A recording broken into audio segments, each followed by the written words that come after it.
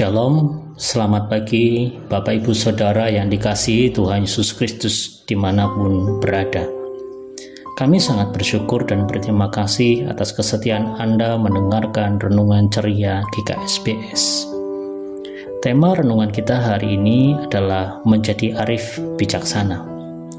Untuk mendasari renungan kita, mari kita membaca dalam Amsal 4 ayat 1 sampai dengan 4. Namun saya akan membacakannya dalam versi bahasa Indonesia masa kini atau lebih dikenal dalam bahasa sehari-hari. Demikian sabda Tuhan. Hai anak-anak, dengarkanlah nasihat ayahmu. Perhatikan itu, maka engkau akan menjadi arif. Yang kuajarkan kepadamu ini baik, sebab itu janganlah kau meremehkannya. Ketika aku masih kecil, anak tunggal orang tuaku, aku diajar oleh ayahku. Ia berkata, ingatlah akan nasihat-nasihatku, jangan sekali-kali kau melupakannya. Jalankanlah petunjuk-petunjukku, supaya hidupmu bahagia. Bapak Ibu Saudara yang dikasihi Tuhan Yesus Kristus, pendidikan terhadap anak adalah sesuatu yang amat penting. Mengapa?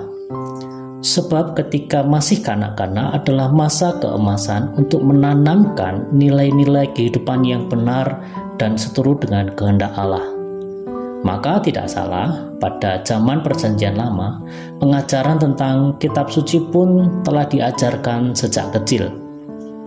Ini seperti pengalaman Salomo pada masa kecilnya.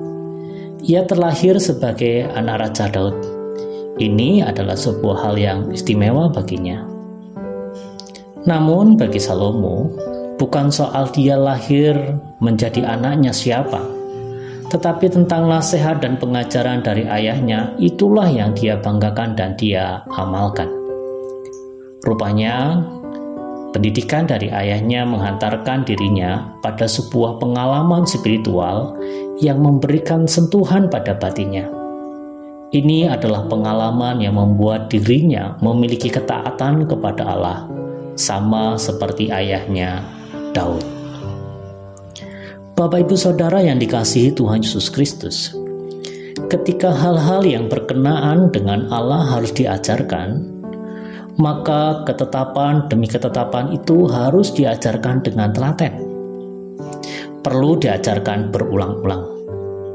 Bukan hanya karena hal-hal itu mengandung bobot dan nilai yang tinggi, melainkan akal manusia sebaik apapun tidak senantiasa menerima semua itu.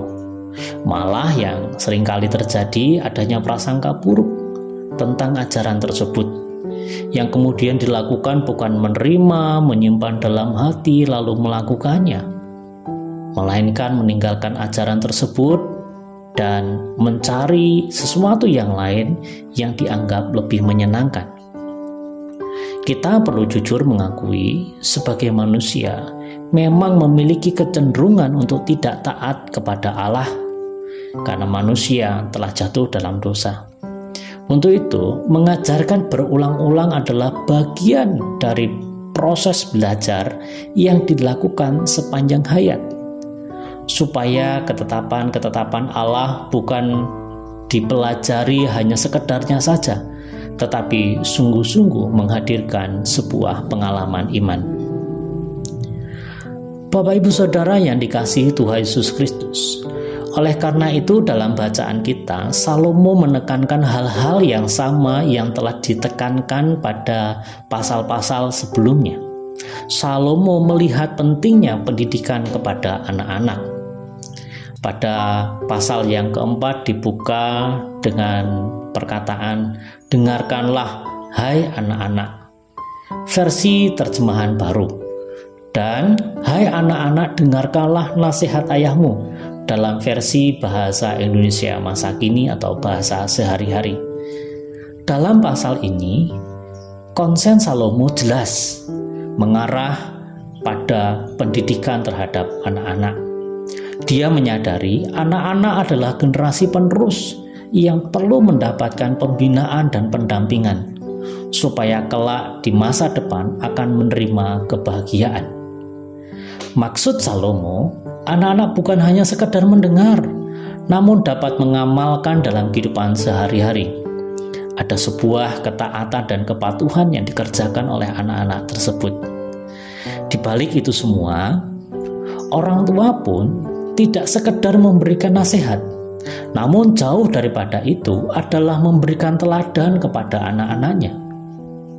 Mengapa? Supaya sebagai orang tua jangan sampai nasihat yang diberikan justru diremehkan oleh anak-anaknya karena orang tua tidak bisa memberikan teladan atas nasihat tersebut. Nasihat dan keteladanan harus berjalan beriringan jika ingin melihat anak-anak hidup dalam kepatuhan dan ketaatan.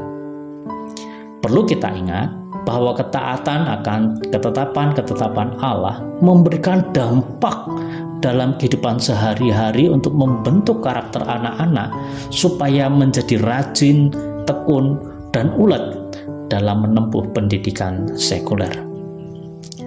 Kisah ini mengingatkan saya pada sebuah nasihat dari seorang tokoh besar dalam pendidikan di Indonesia, yaitu Ki Hajar Dewantara, yang mengatakan, "Ing ngarsa sung tulodo, ing madya bangun karso, tutwuri handayani."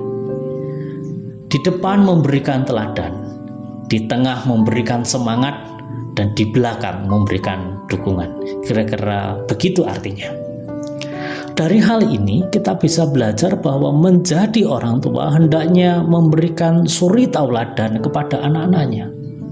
Begitu juga dengan anak-anak, jangan sampai melupakan didikan orang tua, sebab didikan itu yang mengantar Anda menjadi orang yang penuh kebahagiaan di masa depan dan menjadi arif bijaksana. Arif bijaksana tidak didapat dengan instan, melainkan perlu dengan ketekunan dan ketaatan sepanjang hidup dalam mengelola dan belajar terhadap kearifan itu.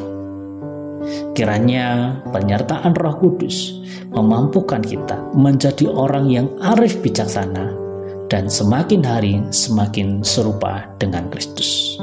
Selamat pagi, Tuhan Yesus memberkati kita semua. Amin.